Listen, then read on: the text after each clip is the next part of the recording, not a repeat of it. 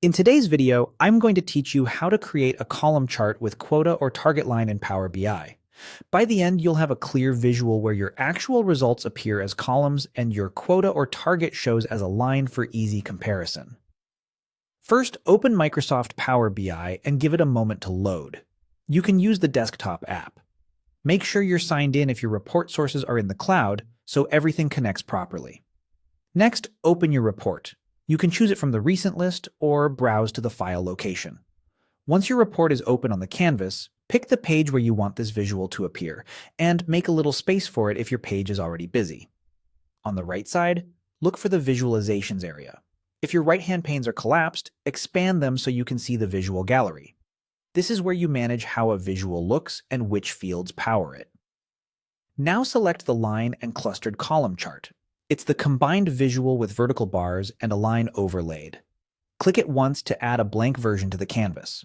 You can resize it by dragging the corners so you have room to read labels later. Click on Data in the right-hand pane to reveal your tables and fields. This pane lists all columns and measures available in your model. If you have multiple tables, identify where your category, actuals, and quota or target fields live so you can place them accurately. Finally, select or drag fields to add them to the visual. Drag your category, like month, product, or region, into the x-axis.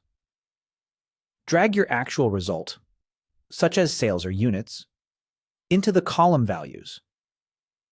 Then drag your quota or target into the line values. In some layouts, this is called line y-axis, or secondary values. Place the target there so it renders as a line. If your target is a single value per category, it will draw a clean, continuous line across the columns. Choose the right aggregation for each field. For example, use sum for total sales and average, or max if your target represents a fixed level. If your categories are dates, you can use the month or year level for a clear trend, and sort the axis so the timeline reads correctly. You now have a column chart with a quota or target line in Power BI. The columns show performance, and the line gives instant context. This makes it easy to spot where you're above or below goal at a glance.